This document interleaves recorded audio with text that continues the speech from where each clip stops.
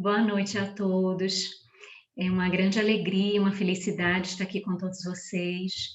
Me sinto sempre muito bem acolhida e recebo muito carinho sempre que estou aqui nesta oportunidade. Agradecemos a todos do Blossom, a Kemi, a todos vocês que trabalham nessa casa de amor e de divulgação da doutrina de Jesus. Encontramos em um livro do Espírito Manuel Filomeno de Miranda, intitulado Mediunidade, Desafios e Bênçãos, esse aqui, é um livro bem interessante porque Manuel Filomeno de Miranda parece dialogar com a mediunidade de cada um de nós, atendendo aquilo que o nosso codificador nos ensinou, de que todos nós somos médiums. Ele vai trazendo um diálogo bem específico, é bem interessante para as nossas reflexões e o aprofundamento dessa temática. Logo na apresentação do livro, logo no primeiro parágrafo, ele traz uma reflexão que nós gostaríamos de destacar nesse início da nossa conversa. Ele diz assim: a mediunidade é faculdade da alma, que se reveste de células no corpo, a fim de permitir a decodificação da onda do pensamento procedente de outra dimensão, para torná-la entendimento objetivo. Só nesse primeiro parágrafo, nós já apreendemos que a mediunidade é faculdade da alma, como nos ensina Kardec. A alma, na linguagem utilizada pelo codificador, espírito encarnado, se reveste das células no corpo, a fim de permitir a decodificação da onda do pensamento, a nossa comunicabilidade através deste veículo que é o pensamento, através dessa possibilidade que é o pensamento, procedente de uma outra dimensão, para torná-la entendimento objetivo, para que cada vez mais seja mais fluida, mais escorreita essa forma de comunicação. Os espíritos nos destacam que a mediunidade, ela é efetivamente uma bênção, advém para as nossas vidas como oportunidade de crescimento. Ela traz uma dupla funcionalidade. Ela tem aquele aspecto da coletividade, porque através dela advém a consciência, o entendimento da imortalidade, da vida após a morte, da sucessividade das existências pela comunicabilidade, pelos relatos dos espíritos, e vem através disso toda a consolação a que a doutrina dos espíritos se predispõe a atender a promessa de Jesus, como sendo o consolador prometido. Mas a mediunidade também nos traz o foco pessoal, para que através dela ela seja uma via de aperfeiçoamento, de autoburilamento, para que nós aprendamos efetivamente com estas possibilidades de trocas e de influências e de algo mais íntimo com a espiritualidade, que possamos aprender conceitos e valores morais que contribuem para o nosso crescimento enquanto médiuns. E como o codificador sinalizou, e aqui nós já nos referimos, a mediunidade é algo que está em todos nós, independente de como ele descreve, uns mais, outros menos, a depender dessa influência em maior ou menor grau, mas todos nós, dentro dessa realidade de mediunidade. Isso faz com que este assunto não seja apenas considerado para aqueles que são médiuns ostensivos, mas para todos nós, independente deste grau de mediunidade. Todos nós temos de ficar atentos a essa temática e ter uma cuidade especial para que, estudando, nós apreendamos estes conceitos e contribuamos com a nossa transformação e com a transformação da coletividade. Em O Livro dos Médiuns, que é um verdadeiro tratado, onde tem um manancial do conhecimento da mediunidade, onde é a via de observação catalogada pelo codificador, trazendo-nos uma seriedade científica nesse aspecto da mediunidade que ao longo da história às vezes não foi muito bem considerada, nem muito bem valorizada, às vezes nem muito bem compreendida. Mas com a doutrina dos espíritos, a mediunidade ganha uma alcunha de qualificação, ganha a sua condição determinante de trazer a contribuição para todos nós na humanidade e ganha esse espaço significativo de estudo e de aprimoramento. Então, no Livro dos Médiuns, que corrobora já o que o Livro dos Espíritos traz em 1857, o Livro dos Médiuns, que é o segundo livro da codificação, no capítulo 18, na sua segunda parte, nos traz, o título é Dois Inconvenientes e Perigos da Mediunidade, nos traz reflexão sobre a mediunidade na infância e na juventude. E são perguntas realizadas e com as respostas nós temos a oportunidade da reflexão mais aprofundada acerca desse tema. A pergunta no item 221, a sexta pergunta, é assim formulada: haverá inconveniente em desenvolver-se a mediunidade nas crianças? A resposta: certamente. E sustento mesmo que é muito perigoso, pois que esses organismos débeis e delicados sofreriam por essa forma grandes abalos e as respectivas imaginações excessivas sobre excitação.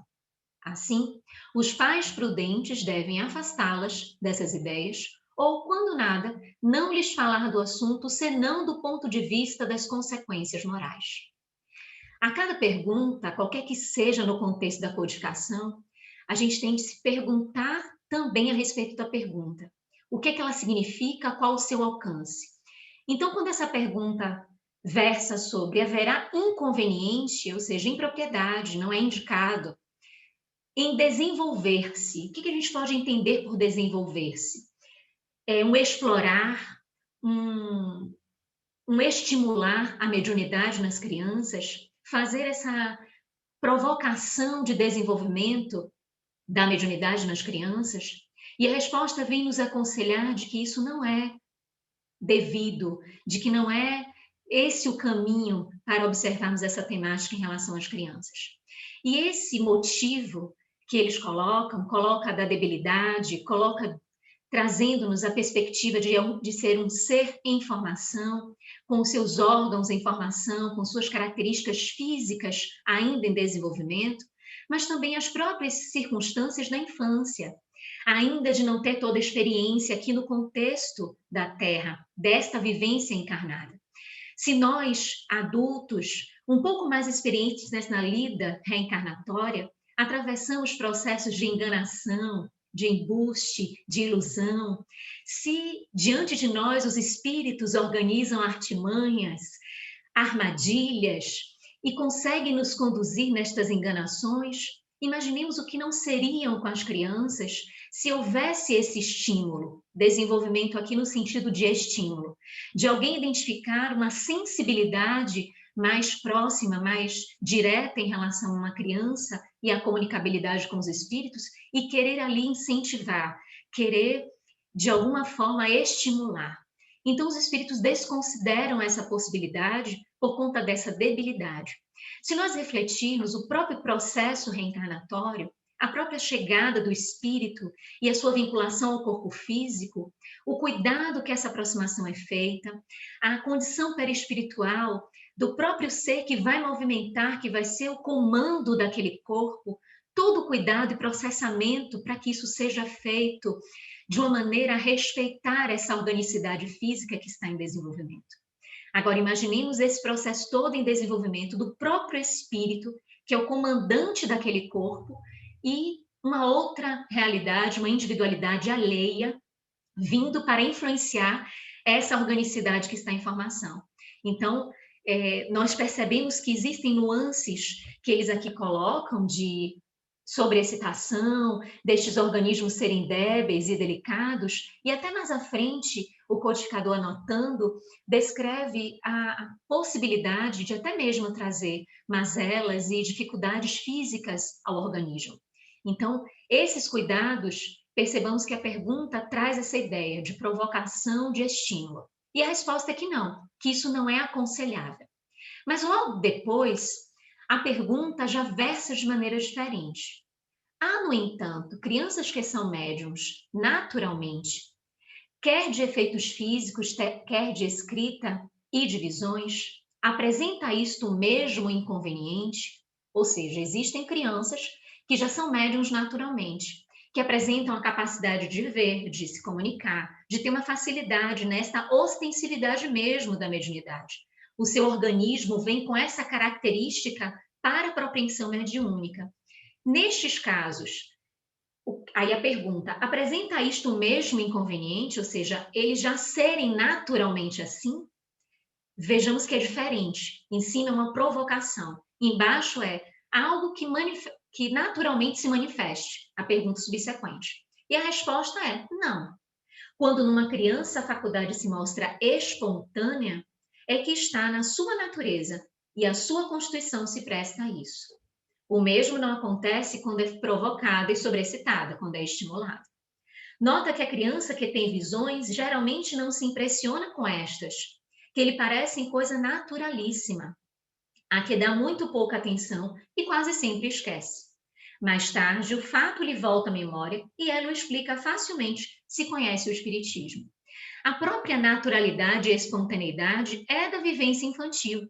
Então, é muito comum que as crianças verbalizem, falem os acontecimentos que se passam com ela. Então, da mesma forma que elas contam eventos de experiências materiais, elas também contam naturalmente os eventos espirituais. Quando existe essa propensão natural, é natural da constituição física e orgânica e vem com essa característica para apresentar uma mediunidade ostensiva. Nesse caso, também não é indicado qualquer tipo de provocação. Houve uma espontaneidade de uma comunicação. Como é que isso costuma acontecer? São as visões, ver os espíritos, né?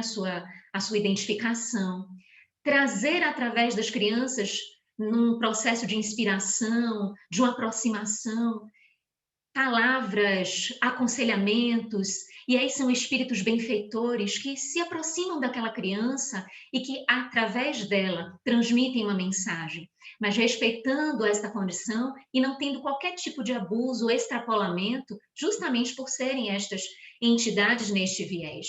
Então, são estas formas mais naturais de terem lembranças do passado e que demonstram esse fator de uma mediunidade que ali está já presente. Quando não é por esta via tão espontânea, que às vezes as crianças são acometidas por influências pertinazes, insistentes, aí já são processos mais caracterizados dentro da obsessão, dentro de painéis obsessivos que vêm para aquelas situações de muita dificuldade nas relações com a família, nas relações escolares, nas diversas formas de relacionamento da criança, já demonstrando essa influência insistente ou negativa dentro desse painel, que, se for estimulado, pode redundar nessa vertente obsessiva. Por conta da evangelização, nós nos aproximamos muito desse público, tanto infantil quanto juvenil. E já identificamos em alguns momentos, e particularmente numa situação específica, lá na Mansão do Caminho, nessa oportunidade, Divaldo estava próximo, né, do acontecimento, e uma criança de apenas 2 anos, isso deve ter uns 4 anos mais ou menos, uma criança de apenas 2 anos, apresentava uma grande perturbação comportamental. Era uma característica de não conseguir escutar a ninguém, de falar algumas palavras desencontradas, de apresentar-se com uma revolta no comportamento, gestos violentos. E foi ali aquele momento, a tentativa dos pais, das pessoas que estavam mais próximas, de tentar entender aquele processo. E Divaldo estava saindo da palestra doutrinária e veio se aproximando, chegou, e nós estávamos muito perto desse acontecimento, e ele chegou para aquela família, para aquele contexto, aproximou-se da criança, falou algumas palavras, fez uma oração, conversou um pouquinho com ela, chamou-a pelo nome, e ali a gente viu o semblante mudando, as características físicas se alterando e apresentando-se serenas, as próprias, aqueles comportamentos mais agressivos se asserenaram. E depois o comentário de Divaldo foi interessante. Ele falou assim: cada vez mais eles estão respeitando menos e estão influenciando ainda mais cedo. Aquela é uma criança de apenas 2 anos e que ele identificava uma propensão mediúnica, uma característica, como ele mesmo chegou a dizer. E ele disse assim: para estas crianças que vêm realizar coisas importantes, principalmente nessa nova era, a característica ou esse impulso dos espíritos infelizes e inferiores, tentarem removê-la daquele objetivo, tentarem perturbar aquela reencarnação que tem uma motivação positiva a ser realizada.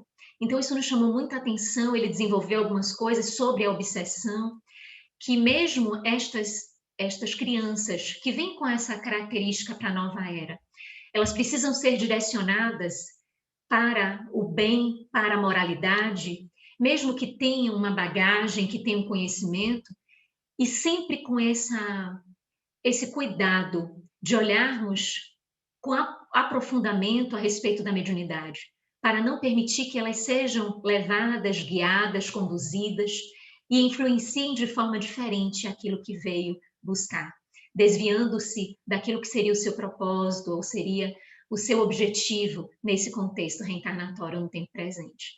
Então, isso nos chamou muita atenção, porque ali se apresentava naturalmente mas num aspecto negativo. E ele destaca o perigo dessas investidas do mal tornarem-se esses processos obsessivos. Encontramos no livro Sexo e Obsessão, do mesmo autor, Manuel Filomeno de Miranda, o destaque para a obsessão na fase infantil. E o quanto há, às vezes, histórias, e como ele mesmo relata, que esse processo obsessivo vem de outras experiências, vem de outros contatos, obviamente, de entrelaçamentos, e o ser acaba já reencarnando dentro dessa vinculação, já atrelado a essa vinculação, e carregando desde o berço um processo de obsessão. Então, são casos muito específicos, mas que o benfeitor destaca na referida obra a necessidade de cada vez estudarmos mais estes assuntos para estarmos mais próximos das nossas crianças como amparo, como sustentáculo, como segurança para elas. Nós sabemos do relato dos médiuns que têm a característica missionária, como Divaldo Franco, Chico Xavier, Ivone Pereira, que apresentaram essas nuances que traz aqui na questão 7ª, desses contatos muito cedo ainda, em tenra idade, na infância. E os destaques são esses de relatos destas entidades amigas. Divaldo mesmo apresenta e é instrumento de uma mensagem da sua avó. Durante a sua infância, ele tem uma entidade espiritual que fica muito próxima a ele, um espírito que é Jaguaraçu, e que apresenta-se sempre para ele, vivendo toda a infância com ele. E ele diz que isso era tão natural que ele imaginava que Jaguaraçu também estava na vivência de relação dele material. Às vezes ele não conseguia distinguir, e com o tempo ele foi aprendendo um pouco destas coisas dos espíritos. Quando ele completa os 12 anos, é um outro espírito que Jaguaraçu disse que ele precisava voltar, e ele iria voltar a ser criança, voltar a ser bebê, porque ele iria reencarnar. E ali com 12 anos mais ou menos, é um outro espírito já, o Walter, que vai acompanhando Divaldo pela adolescência. Então a gente vê o amparo da espiritualidade para estes que são os médiuns com essa característica missionária, para que eles consigam ali apresentarem, objetivarem aquilo que vieram realizar. Mas o Livro dos Médiuns nos destaca, seguindo aqui nas reflexões deste item 221, do capítulo 18 da segunda parte, mais um outro questionamento. Em que idade se pode ocupar sem inconvenientes de mediunidade? É interessante a cadência das perguntas, não é? Primeiro, se a gente deve estimular. Não, não deve estimular.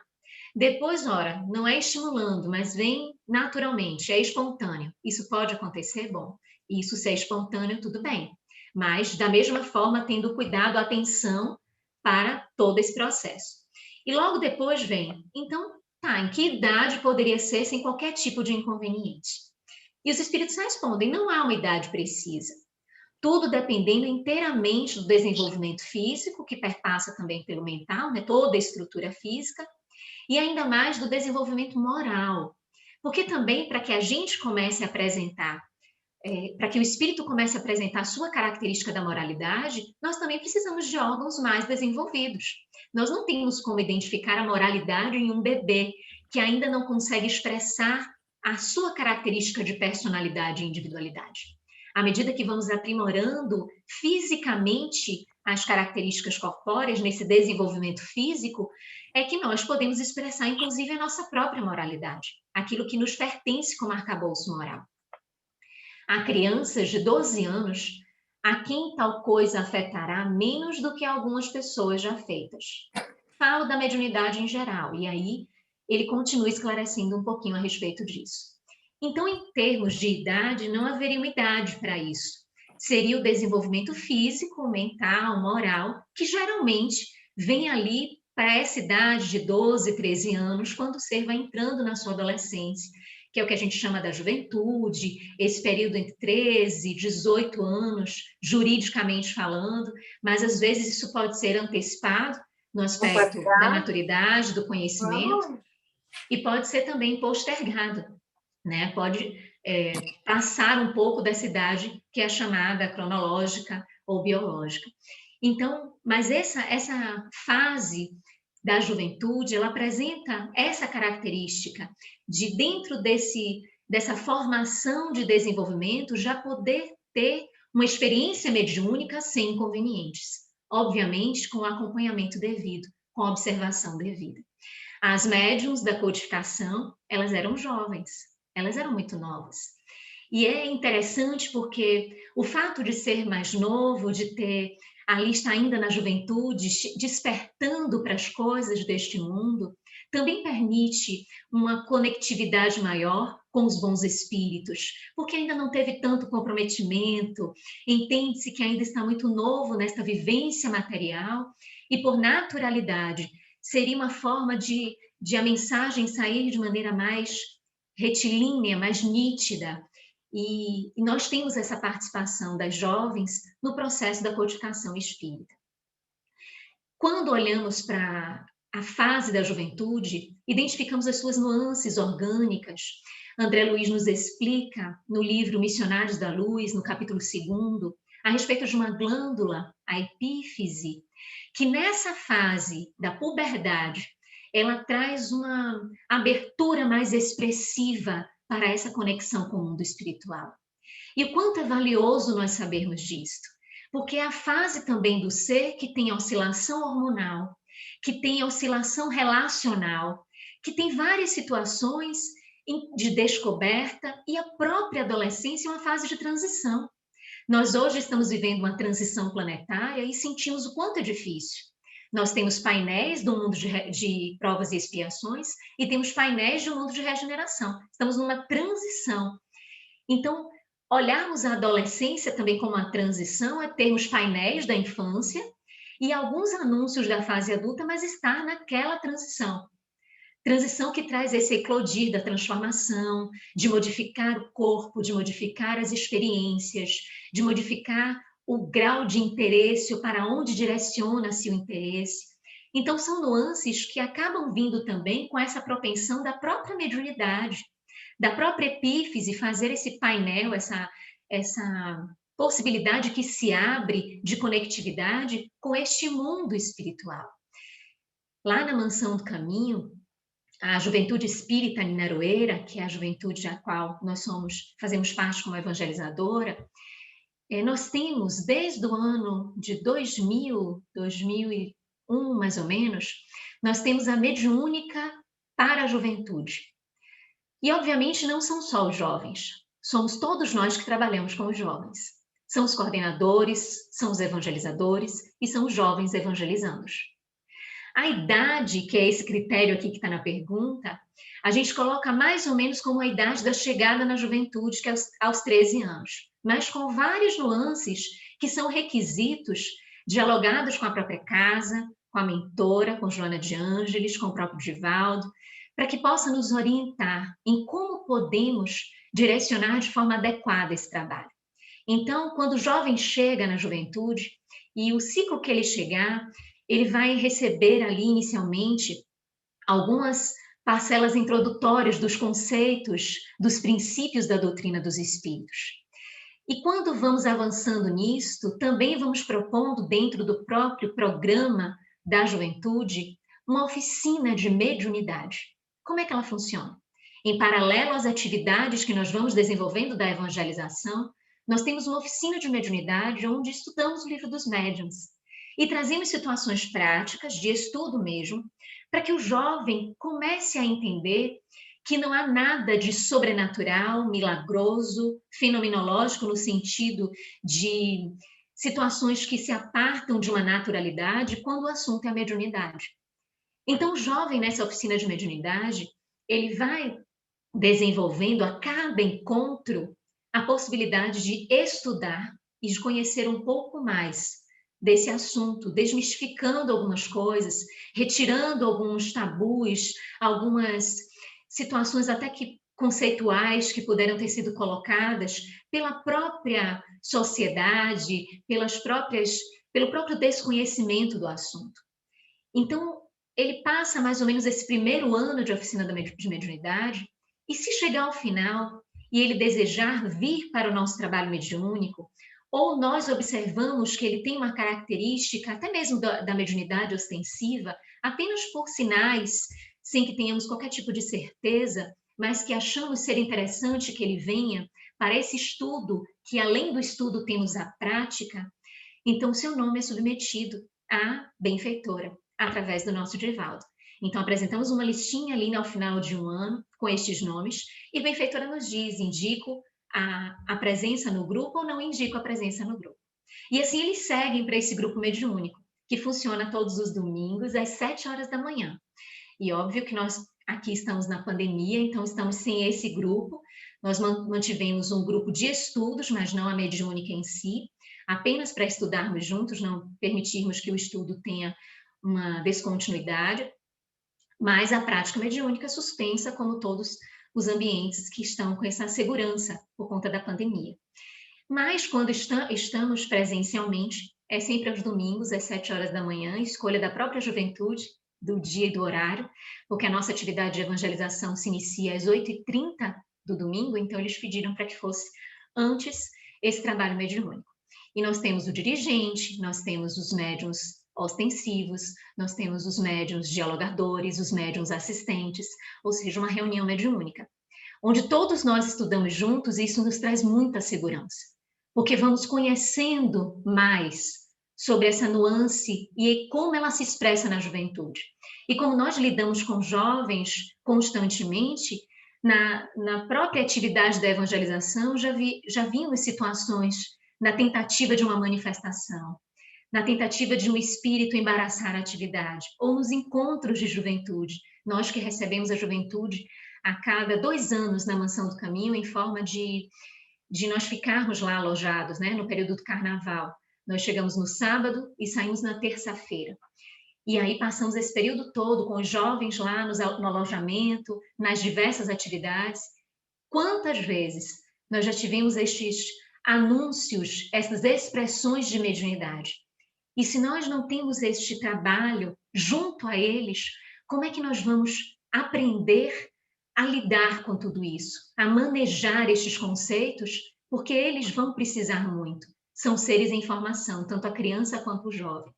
Aqui no livro dos Médiuns, mais à frente, no item 222, reitera essa questão do não desenvolvimento. Mas há uma diferença entre não desenvolvimento, em não desenvolver, e a educação. Desenvolver é diferente de educação. O desenvolvimento pertence à faculdade mediúnica, ao aprimoramento dessa faculdade mediúnica. Mas a educação ela está presente em todos os ambientes. E quanto nós, nesta pandemia, estamos aprendendo o significado de educação mediúnica, porque estamos sem as casas espíritas funcionando na mediúnica, e o quanto estamos aprendendo o valor de educar o nosso pensamento, de direcionar de forma mais adequada, de dialogar de maneira mais consciente com esse processo mediúnico individual. Então, diante desse painel, onde vemos que a própria doutrina já nos esclarece a possibilidade da criança e do jovem ter esse contato, e isso é natural, nós somos espíritos em qualquer fase da vida humana que estejamos, então é natural que haja uma possibilidade de intercâmbio, mas para que nós consigamos ter esse cuidado perante a infância e um acompanhamento perante a adolescência, nós precisamos adentrar esse processo de educação, e todos nós, porque a sociedade ela é responsável pela infância e pela juventude. Não somente nós pais, nós evangelizadores, todos nós somos responsáveis pelos seres que estão em formação dentro do nosso contexto social. Até porque nós somos sempre observados por eles, de alguma forma estamos educando eles com as nossas ações. Então, estarmos atentos para como é que nós podemos lidar quando há estas expressões na criança e nós sabemos que não pode ser desenvolvido, que não deve ser estimulado. Tanto na criança quanto para o jovem, esse processo de educação acontece com acompanhamento. Educar é acompanhar, é estar perto, é observar. A criança, às vezes, achando tratar-se de um amigo imaginário, e isso é uma distinção muito interessante, o amigo imaginário, ele é diferente do espírito em si. O amigo imaginário pode ser uma criação fantasiosa da criança que está ali dialogando e que não há presença espiritual mesmo. Mas a presença de um espírito traz diálogos mais complexos e quem diz isso é o espírito Joana de Ângeles. Ela diz assim, para distinguir de uma e outra realidade, temos de acompanhar, temos de observar. Observar como a criança está conversando. Se aquele diálogo induz para que ela faça alguma coisa, se a direciona para fazer alguma coisa. Então, se o adulto está observando, está acompanhando, vai impedir que a criança faça ou que desempenhe algumas atitudes que aquele espírito pode estar indicando, pode não ser um espírito bom, e está indicando para que ela faça. Então, esse acompanhamento, o diálogo, tanto numa fase ou outra, é imprescindível. Dialogar sobre o que está sentindo. Eu tenho uma filha de 5 anos, e eu não sei se eu já contei aqui para vocês, mas ela fala desde os 5 meses. Ela falou a primeira palavra aos 5 meses. Então, ela é muito tagarela, assim, tem uma facilidade em expressar as coisas. E a gente conversa muito sobre os sentimentos, porque ela tem uma naturalidade para captar algumas coisas em alguns ambientes. Então, ela chega assim e diz, olha, eu não estou me sentindo bem. Isso desde muito nova. Eu não estou me sentindo bem. Mas o que é que você está sentindo? Ah, tem umas coisas que vêm aqui na minha cabeça. Então, quando a criança começa a expressar e ela é espontânea, ela vai trazer realmente o que ela consegue descrever. Nós vamos, através da literatura espírita, através do evangelho no lar, através da oração no momento do sono, nós vamos acompanhando e permitindo este revestimento para uma qualidade desse processo, que agora não pode se expressar mediunicamente, mas pode ser acolhido, pode ser cuidado. Então, eu trouxe aqui para mostrar para vocês uns 2 livrinhos que a gente usa aqui para esse assunto da mediunidade. Um deles é esse aqui, que é Tuti, a menina médium. Tuti era o apelido da Dona Ivone. E aqui o autor, ele vai descrever sobre a infância de Tuti, e ele já diz aqui de logo, uma menina que falava com os espíritos. E vai descrevendo como é que falava, numa linguagem infantil. Então, se a gente chega para conversar, ele todo ilustrado, né? Como um livro infantil mesmo. Se nós chegamos para conversar com a criança, utilizando desse instrumento, vai ficar fácil para que ela fale as coisas dela também. Para que ela espécie de, não, eu já passei por isso, ou eu vivo isso, ou eu tenho essa experiência, e a gente possa conduzir, olha, quando vier alguma coisa difícil, ora. A minha filha, quando fala essas coisas, eu digo assim, fecha o olho e pensa na imagem de Jesus. No quarto dela, tem uma foto que é a reprodução de uma foto lá da Mansão do Caminho, de um banner imenso lá da Mansão do Caminho, que tem Jesus ao meio, Joana e Francisco de Assis. E ela adora essa imagem. Um pouquinho antes da pandemia, ela que trouxe para casa. E aí a gente diz assim, olha e pensa em Jesus, grava aquele Jesus, ou então alguma imagem de Joana ou de Francisco, alguma imagem do bem da natureza, mas não deixa isso desenvolver na sua mente. Então a gente não precisa dizer com todas as letras o significado disso para a criança, porque ela não vai entender. Não está na sua fase de adequação essa compreensão. Mas nós temos o dever desse estudo, para que a gente consiga fazer essa intervenção. Um outro livrinho é esse, de Adeilson Salles, esse é pela FEB, Menino Chico, que conta a história de Chico Xavier. E aqui também, logo no início, vai falando que era um menino que gostava de brincar, que brincava de várias coisas, mas que ele falava com os amigos, e amigos que muitos outros não viam. E que às vezes as pessoas achavam ele estranho. Então, é uma forma da gente trabalhar também para que não haja o bullying, para que a criança não se ache estranha, esquisita, enfim, tratar dessa situação com muita naturalidade. E a literatura espírita nos permite isso. Para a juventude, lá na juventude, nós trabalhamos diretamente com os livros de André Luiz, Manuel Filomeno de Miranda, o Livro dos Médiuns, nós trabalhamos desde o início da juventude, porque entendemos que essa linguagem é para todos, e também para a nossa juventude. Então, toda a programação mediúnica é feita pautada nesses espíritos, na codificação e nesses espíritos, nestas obras complementares, que vem nos aclarar, que vem nos trazer um direcionamento. A evangelização espírita é de crucial importância, ela é uma parceira para a família. Então, às vezes, a família está tendo um pouquinho de dificuldade de lidar com a mediunidade da criança e do jovem. E buscando esse apoio da casa espírita, vai ter um apoio qualificado, porque é um grupo que está estudando especificamente sobre esses assuntos, para conseguir, inclusive, auxiliar a família neste aspecto. Então, além do que a família faz dentro de casa, da conversa, do acompanhamento, da oração, do evangelho no lar, do diálogo a respeito destas situações, a casa espírita, a evangelização espírita, é de crucial importância. O jovem vai identificar que não é só ele que tem estas sensações, que sente os espíritos ou que vê os espíritos, que não é só ele que oscila um pouco no humor e que às vezes fala algumas coisas que parece que não eram dele. Ele vai sentir-se numa condição de pertencimento, identificado ali naquele contexto e podendo trabalhar isso com mais naturalidade. A criança de igual forma. Então, vem essa proposta da casa espírita para nos trazer segurança. Para a juventude, um dos livros que tem, além destes que nós falamos, é esse aqui de Raul Teixeira, Não Tenho Medo dos Espíritos.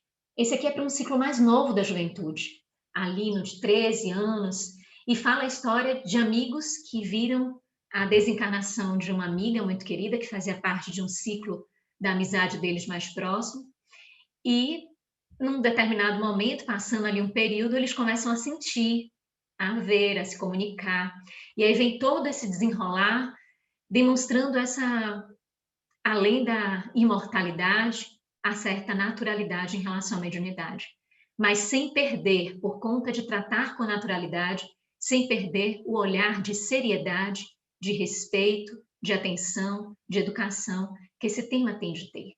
O natural é aquilo que está em Atos dos Apóstolos, transcrito ali por Lucas, anotado por Lucas, naquele evento do Pentecostes, em que Pedro, após as pessoas acharem que os apóstolos estavam embriagados, não estavam no seu discernimento e no seu juízo de valor, por conta daquelas emanações em 12 dialetos, após as línguas de fogo sobre suas cabeças, Pedro fala que eles não estão assim. E aí ele remonta a Joel e diz que iam chegar os dias em que os filhos iriam profetizar, os velhos iriam sonhar.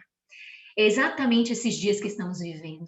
Um dia de tempos, onde esta mediunidade precisa ser conhecida porque ela está cada vez mais lastreada entre nós. Cada vez mais é mais natural, é mais presente. É para nos convidar tanto a devassarmos o invisível, como estudarmos e nos aprimorarmos, porque médium efetivamente todos nós somos. Mas a qualificação na prática da mediunidade advém com o estudo, com a dedicação, com a orientação que estes livros, que estes cuidados, alguns deles aqui relatados, podem nos orientar de maneira segura, para que esse intercâmbio tenha o proveito de nos fazer crescer e de contribuir com o crescimento da coletividade. Obrigada, Lu, querida. Muitíssimo grata. Carlos, vamos para as perguntas, então. Carlos, com você, por favor? Sim, temos várias perguntas. Excelente, Luziane. A primeira delas, os deveres com a mediunidade muitas vezes sobrecarregam e pesam para os adultos. Qual a maneira certa de conscientizar nossas crianças e jovens sobre a abnegação, responsabilidade e renúncia necessárias à prática da mediunidade? Como deve ser conduzido o diálogo e quando? Por isso, o destaque na codificação para que não haja ainda esse papel de prática para com as crianças. Com as crianças, a gente lida muito na questão das influências. Da mesma forma que a gente educa as nossas crianças para as convivências nas relações materiais, quando nós observamos, e a família tem esse dever, é o papel da família, de observar de perto, né? De acompanhar, de dar aquela liberdade, mas uma liberdade assistida, uma vez que a criança necessita muito do nosso acompanhamento e da nossa observação. Então, da mesma forma que nós observamos as brincadeiras das crianças e depois conversamos com os nossos filhos, orientamos da forma devida, dizendo, olha, essa palavra não é adequada, esse comportamento não está correto, essa forma de lidar não está certa, aquele amiguinho, quando disse assim, seria interessante que não falasse, que você não seguisse, porque essa forma de brincadeira ou essa forma de atuar não é correta, não vai trazer bem, não vai fazer bem para vocês. Então, da mesma forma que a gente orienta com essas relações que nós estamos vendo, à medida que nós vamos convivendo com isso, e isso vai ficando bem claro, porque as crianças que têm essa comunicação ou têm essa sensibilidade mais aguçada, elas têm o processo do sono, às vezes com muita perturbação. Então, elas acordam muitas vezes durante a noite. Elas têm pesadelos sucessivos. Elas têm mudança de humor com muita frequência. Elas falam palavras desconexas e demonstram essa oscilação. Então, isso é aquele que está observando, que está no processo de educação, consegue perceber. Então, é lidar com essa influência, educando a questão do pensamento mesmo, a questão do sentimento e das emoções. Então, se a criança apresentou ali uma agressividade por algo que não tinha nenhum contexto para aquele comportamento desproporcional, nós chegamos ao lado da criança e conversamos. Mas meu filho, minha filha, qual foi o sentido disso? Me conta o que foi isso. E a criança, a gente é tão espontânea como a gente sabe, a gente já passou por algumas experiências assim, ela diz assim, veio um negócio aqui dentro, ou então como uma criança me disse, tia, veio uma voz aqui que me disse para eu fazer isso, e era bem na atividade da evangelização. Então, a gente vai tendo esses contatos, porque a educação é isso, não vem assim, não é uma fórmula, né? Não é uma receita de bolo, a gente precisa se munir dos ingredientes, mas como a gente vai instrumentalizar esses ingredientes, vai ser muito da nossa presença, da nossa atuação, da nossa dedicação. Com o jovem, isso já é um processo mais direto por conta dessa possibilidade cognitiva de compreensão. Ele já entra para aspectos materiais, intelectivos da própria educação, da própria instrução material, com bastante conhecimento de ciências diversas, então eles podem conhecer mais a miúde a nossa ciência espírita. Eles devem conhecer. Então, é estudar mesmo e adentrar mais esse painel do estudo. E se o jovem tem qualquer tipo de dificuldade, nós sempre somos, como pais, como evangelizadores, como aqueles que estão próximos, nós sempre somos aqueles que vamos orientar, vamos instruir, vamos aconselhar. E as oportunidades, elas surgem, porque é muito dessa observação, é muito da nossa presença, do nosso olhar, e nós sempre identificamos. Quando identificamos, temos de interagir como fazemos no processo educacional material. Muito bem, a dona Jupira fez uma pergunta. Que dizer a uma jovem, 22 anos, que sempre resistiu à existência de Deus e à doutrina espírita? Ela se diz simpatizante dos agnósticos, mas conta que vê seres ao seu lado, principalmente à noite, pois acorda e os vê ao lado da cama, olhando para ela. Joana de Ângeles, como Joana de Cusa, buscou Jesus.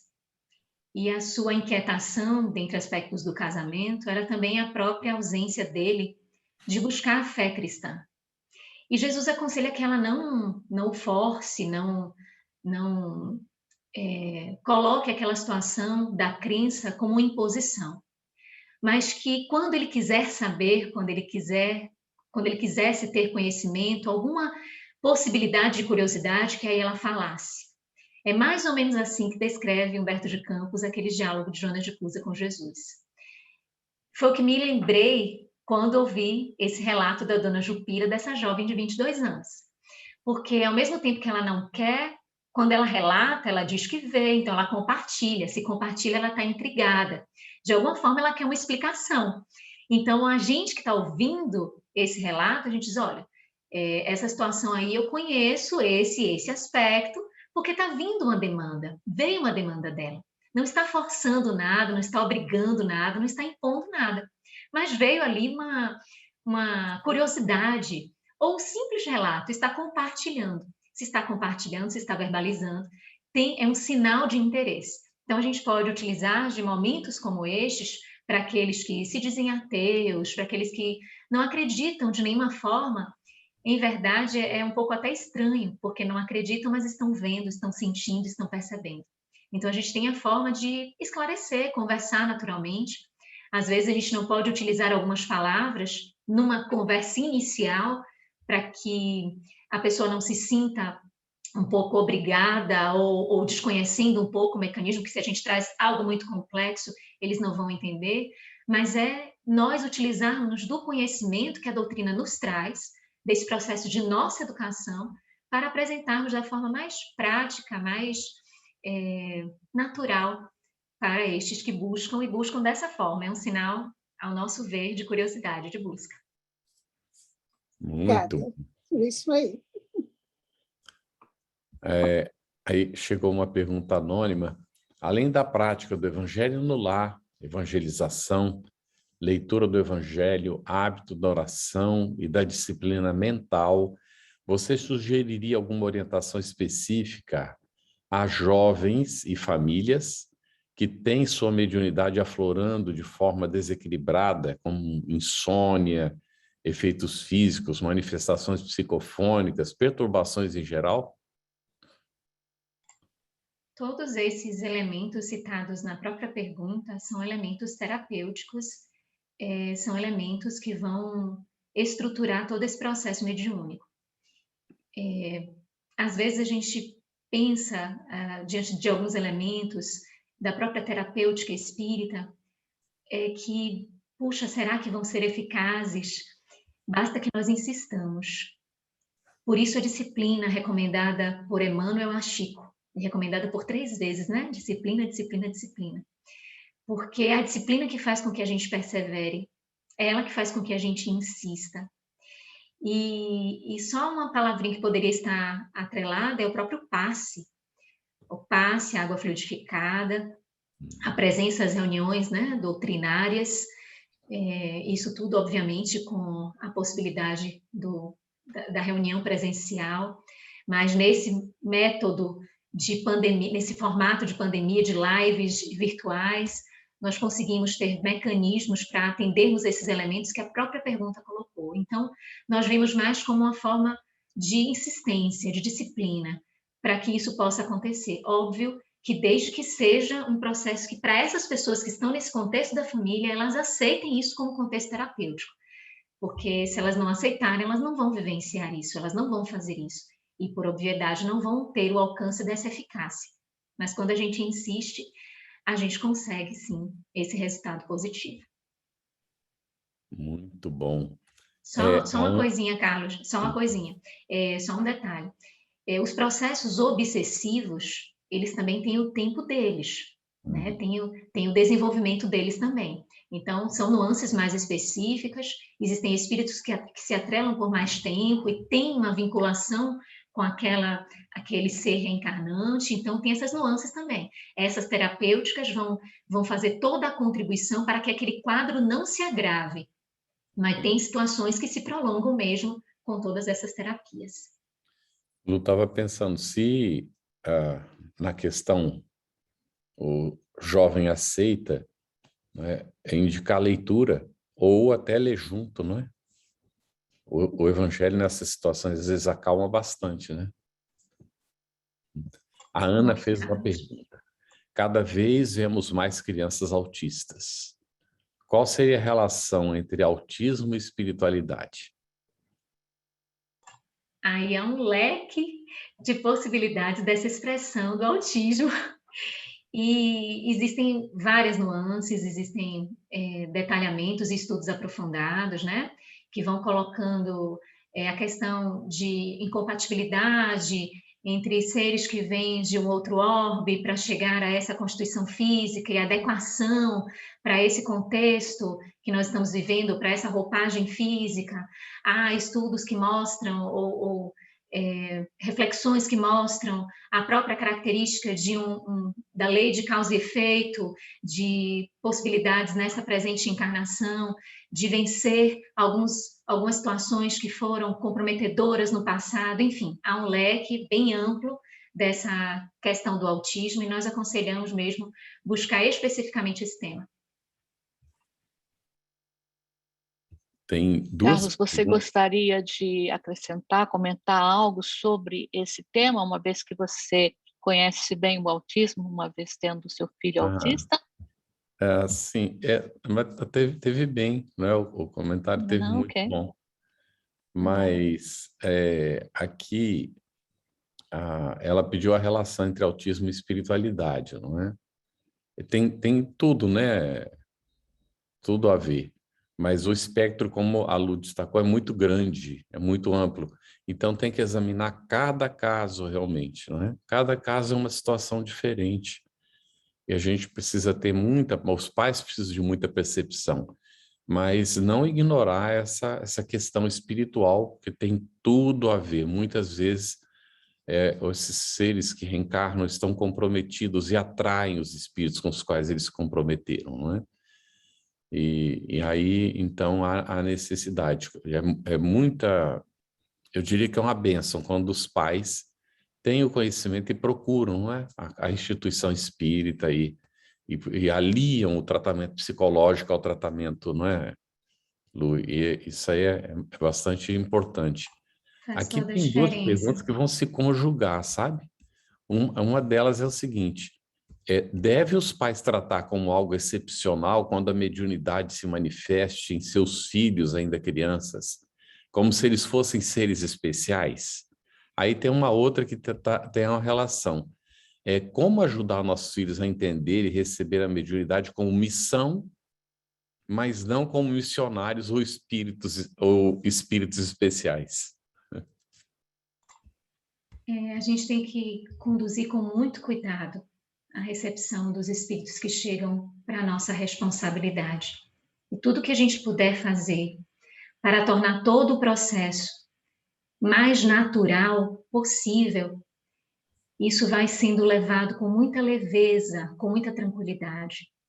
E nós vamos tendo uma forma mais transparente de trabalhar, sem que a gente traga para as crianças a carga ainda que pertence a situações lá na frente, ou mais até mesmo adultas, de observar aquele fato. Então, de forma alguma, a mediunidade traz condição especial para nós. E é por isso que o codificador fez questão de dizer que todos nós somos médiuns. E nós gostamos muito, todas as vezes que conversamos com a juventude, nós gostamos muito de falar sobre isso, de que todos nós temos a responsabilidade diante da mediunidade. Porque senão a gente pensa que é só coisa dos médiuns ostensivos. Então, se eu não tenho ostensividade, eu não tenho que olhar com seriedade. A mediunidade é muito mais responsabilidade.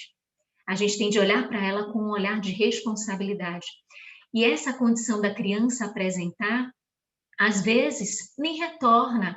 Às vezes é uma característica da condição infantil, porque como ainda está vindo essa vinculação perispírito desse espírito que vai comandar, que está comandando aquele corpo físico infantil, como ele ainda está fazendo esse processo, essa vinculação toda pautada também no desenvolvimento físico, isso vai acontecendo gradualmente, como está se expressando assim, às vezes a conectividade com o mundo extrafísico é muito mais fácil, a percepção do ambiente é muito mais natural, e isso pode não significar uma mediunidade ostensiva, que quando passar a fase da infância, ele já não lembre mais sobre aqueles assuntos, chega na fase da adolescência e não desperta nada, não desenvolve nada, não apresenta nenhuma característica ostensiva.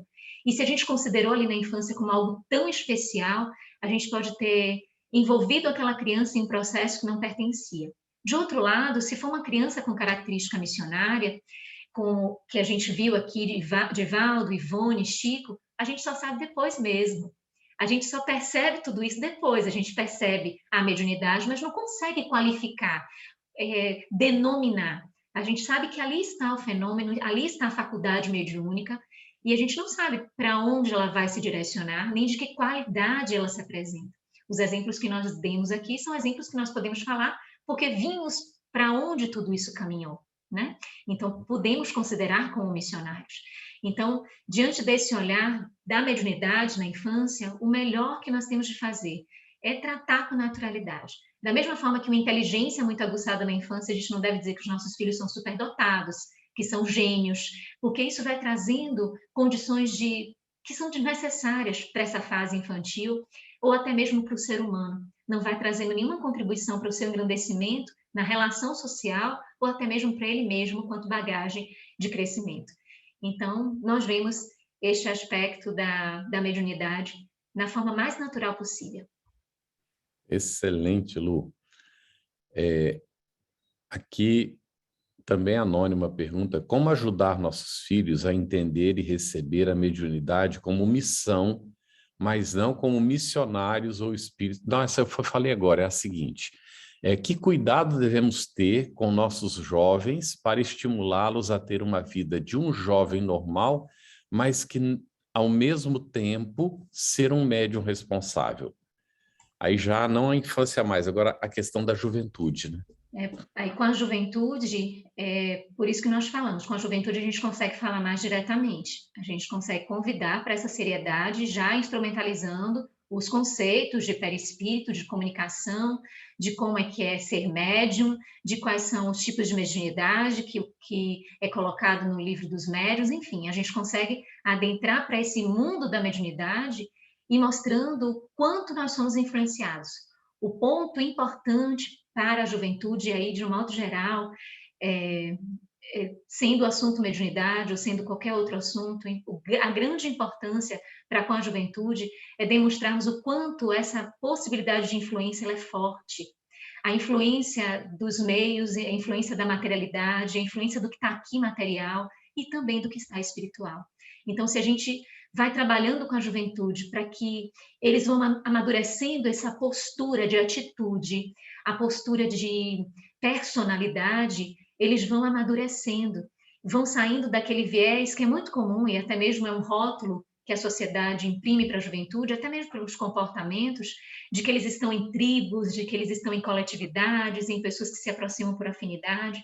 Se a gente vai demonstrando cada vez mais a condição individual de espírito que cada um tem, isso vai atrelando a alcunha da responsabilidade. Mas sempre, por isso a importância da evangelização espírita, mas sempre respeitando o desenvolvimento. Então, nós não abordamos da mesma forma que falamos com um jovem de 13 anos com um jovem de 18 anos. As realidades são diferentes e a gente entra naquele universo, por isso que é importante a família acompanhar, entra naquele universo, percebe como é que ele pensa, como é que ele age, qual a linha de interesse, e a gente traz para que ele observe a codificação, entendendo um pouco da forma como ele vê o mundo. Porque se a gente leva para ele só como nós vemos o mundo, aquilo pode não ter significado. Mas se nós entendemos como é que ele vê o mundo, e dentro dali nós colocamos a doutrina mesmo, como aqui falamos, né? Os próprios livros, a própria codificação, ele vem para essa responsabilidade. E a melhor forma de chamar o jovem para o que quer que seja é dar ele o gostinho do trabalho. Isso aí é muito especial, é dar ele o gostinho do trabalho. Quando o jovem percebe que ele é útil, mesmo ele está aprendendo, mas ao mesmo tempo que ele está aprendendo, ele já pode servir, ele já pode colaborar, ele já pode estudar para falar sobre, ele já pode estudar para orientar. E ali ele está sendo acompanhado, ele está sendo direcionado, aí ele ganha esse gostinho do trabalho que nunca mais ele sai. Ele fica envolvido por essa realidade boa do servir e vai adquirindo essa responsabilidade, essa maturidade. Muito bem. A Lilian fez a seguinte pergunta. Luziane, boa noite. Algumas literaturas afirmam que na fase da adolescência a mediunidade natural pode ser algo complicado e que pode gerar o fenômeno chamado poltergeist. Algo a comentar? Ô, Lilian, reiterar o nosso cuidado mesmo. A mediúnica que nós acompanhamos com a juventude, ela foi colocada dessa forma para que a gente pudesse perceber essas nuances também. Acompanhar mesmo, e acompanhar com a família, e acompanhar esses momentos do jovem, os relatos da família, por exemplo, em momentos de sono, de momentos em que eles estão com os integrantes da família em outras localidades, enfim, acompanhar esse desenvolvimento do jovem, como isso se expressa. Isso que a literatura afirma, e afirma mesmo, a Lilian, o que ela traz está correto, algumas pessoas trazem isso como reflexão, que seria uma forma de estimular estes efeitos ou estas expressões da mediunidade de forma descoordenada ou desorientada, e a ponto de até mesmo adentrar para essas questões mais, como o próprio nome diz, que traz uma ideia mais de possessão, de dominação, né? Mas é essa via da educação que vai fazer com que isso não venha acontecer, porque se tiver de acontecer, não vai ser porque está vindo de maneira natural e nesse processo da adolescência, porque essa é uma fase, como nos explica André Luiz, com a própria explicação da epífise, que acaba sendo um processo que é natural, porque se a epífise faz essa conexão com a espiritualidade de forma mais profunda, permite a partir dessa fase da adolescência uma conexão mais direta, é porque nós estamos numa fase de desenvolvermos isto, que é uma fase também em que advém as características sexuais, e tanto uma quanto outra são fontes criativas, são fontes de criação. Então, se canalizamos os nossos jovens, e por isso a importância do trabalho, de direcionar para as atividades, se direcionamos os nossos jovens para essas questões mais responsáveis, de entender que eles podem eles podem auxiliar, e isso vai retirando destas formas meio que soltas da expressão do fenômeno. Lá na Mansão do Caminho, essa forma de lidarmos com a orientação e o trabalho da juventude, e até mesmo a vertente mediúnica, o nosso tio Divaldo e tio Nilson também dizia muito, né? Tio Divaldo diz e tio Nilson dizia muito, que para o jovem que está com esse aflorar da mediunidade, nada melhor do que o trabalho comunitário. Eles sempre disseram muito isso. E nós temos lá diversas frentes, né, de área social, e a juventude em si ela é atrelada ao Grupo de Ação Comunitária Lijabanhos. Então, aos domingos nós temos a evangelização, e aos sábados nós vamos às comunidades que estão ali no entorno da Mansão do Caminho, que é uma população muito carente, e a gente vai ali ao entorno levando a evangelização, a gente vai às casas levando a evangelização. Os nossos parceiros de evangelização são os nossos evangelizandos do domingo, que no sábado são os nossos companheiros. Então, no sábado, eles estão com a gente.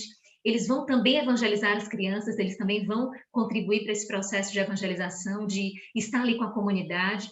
E isso vai fazendo com que eles tenham esse direcionamento educativo da mediunidade, porque a sua criatividade está escoando, a sua atuação está tendo um direcionamento, e ele está podendo efetivamente produzir, ser criativo, fazer com que haja essa canalização positiva de tudo isso. Então, são formas de evitar esses fenômenos. Bem, aqui eu não sei como é que está de tempo, surgiu uma pergunta agora, da Marialba. Pode colocar sim, por favor. E tem mais duas perguntas. Luziane, é correto dizer que a mediunidade de determinada criança, 7 anos, seja suspensa até que esta atinja a idade adulta? Isso em família espírita. Isso em família não espírita, não? Em família não espírita, perdão. Mas essa nuance da suspensão é como os espíritos estão colocando mesmo, né? Naqueles 2 trechinhos que nós lemos aqui, compartilhamos do Livro dos Médiuns.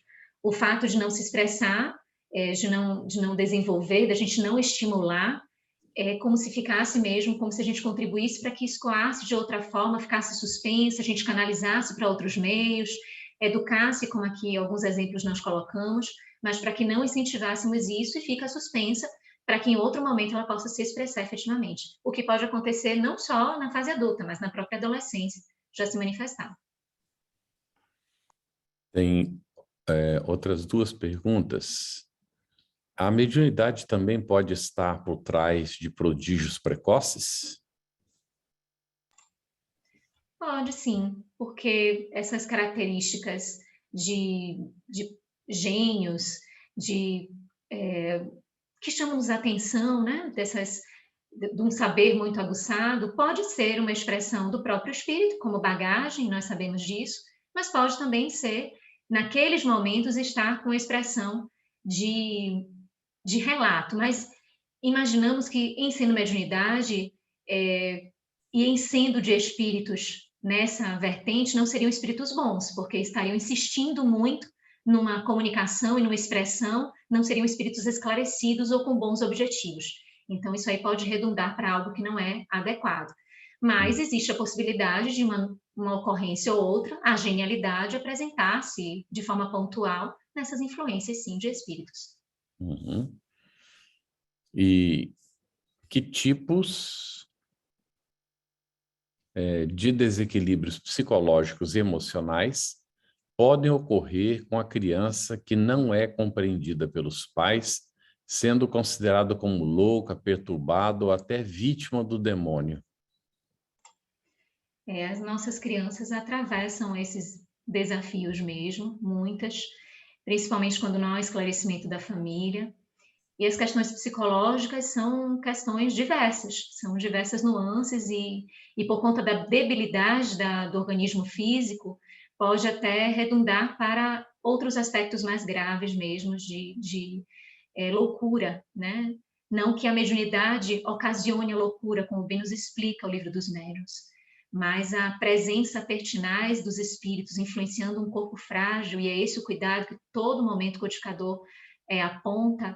Isso pode trazer processos de perda de discernimento e muita dificuldade mesmo para o desenrolar intelectivo e emocional da criança. Os aspectos psicológicos, às vezes, as crianças recebem, inclusive, diagnósticos e que estão atrelados à mediunidade não orientada, não observada, e que não estaria nessa característica psiquiátrica, né, que às vezes recebe como diagnóstico. A questão emocional, a questão de uma retração, a questão de... Existem crianças com timidez excessiva por conta desses processos de não entendimento. Às vezes, as crianças passam por alucinações, por elas verem os espíritos, então elas se perturbam em excessividade, então tem toda aquela oscilação com sobreexcitação, como é a nomenclatura utilizada pelo codificador, para suas condições emocionais. Então, é muito sofrimento. O próprio Chico traz exemplo, Divaldo traz exemplo de sofrimento em relação ao não entendimento daqueles que estavam no entorno e o quanto isso é difícil para a criança manejar. Mas que nós pensemos e quando tivermos conhecimento dessas crianças que estão em famílias que não têm essa orientação, nós oremos por elas, peçamos ao anjo guardião delas a intervenção dos bons espíritos, para que, através dessa oração intercessória, eles possam ser envolvidos e agraciados da melhor forma possível.